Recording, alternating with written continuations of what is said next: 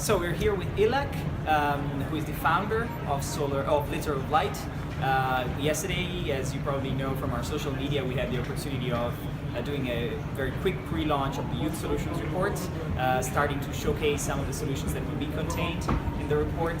And we focused on the climate solutions, and we couldn't we couldn't avoid focusing on Litter of Light, which was such a brilliant solution and is having so much success.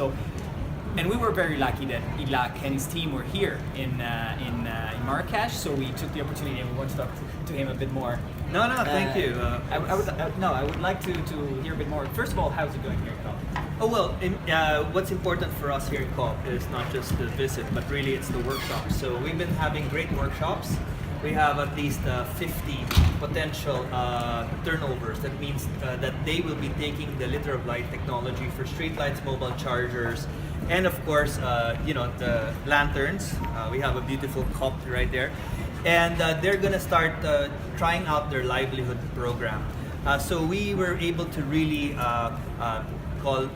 stick the program over here, and we had this fantastic opportunity. They're gonna have the Paris-Dakar race, but this time with e-vehicles. And so we're proposing to have thousands of lamps made along the route in Europe and then distributed down in Africa. So it's not only be e-transport, but actually, that low carbon livelihood program. So COP has been a great gathering ground for great ideas, but it all comes from also being put on stage, right? So you guys having put us on stage in front of all these people, it just makes the reaction time and the opportunities much bigger. So we hope that even though Litter of Light was one of the first ones to actually get your special space, we know that this would be a great heritage for everybody else that is starting up this space. So I would like to ask you, what has been your experience so far in terms of reaching out to investors? Like the interest in terms of youth innovation has been there. Have you noticed a lot of interest from expert institutions that want to support Litter of Light? Yes, so it always starts with individual NGOs because they're the ones right on the field. So a lot of them are into the livelihood, so they're doing traditional crafts. And when they learn that they can upgrade their traditional class into a premium for solar, instead of importing it, which is 70% of their cost, importing it from China or in India, they can actually localize it. They're the first ones to actually engage with us.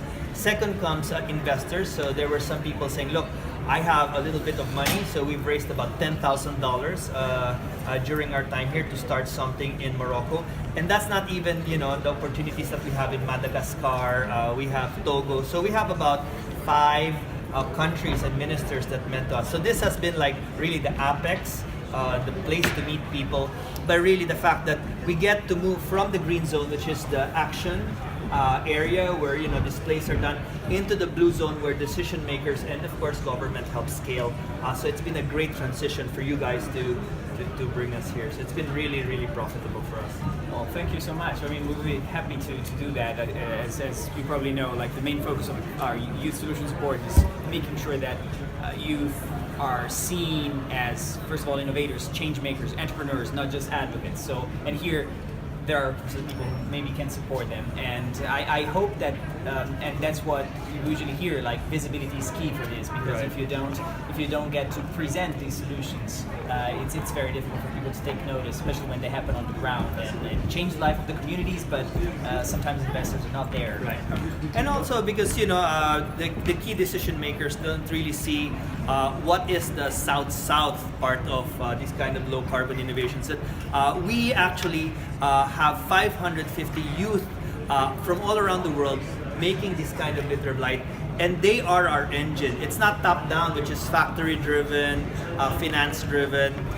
It's actually youth driven, and so to engage the youth in clean energy is something very new to them. They did not know that it's actually possible to put the hands in millions of, in hundreds of young people's hands to be able to be part of the clean energy, not just as advocates, not just as people to make their voices heard, but actually get their hands dirty making it. So they're very excited about having a top down and a bottom up approach. So this has been very exciting to actually say, put the hands in billions of youth, and this can be a great way to make sure that the sustainable revolution grows. We've heard yesterday that you plan, or that you expect in the first quarter of 2017 to reach 1 million homes through Litter of Light. What are some of the other recent and future developments that you expect? Well, right now we're going to be launching as well, moving that power from street lights and house lights, and also small kinds of lamps. We have discovered that with a very little addition, because it only takes 3 hours to charge these things, and the rest of the day it's the solar panel is not storing anything. We're now going into e-illumination, if you want to call, from the power that is not being used. We can now put a Raspberry Pi or a cheaper kind of microcircuit and allow this to broadcast in a hotspot books, education, training materials, entrepreneurship, and also in refugee camps, like basic rules. So we can create hotspots now where you can now use that power.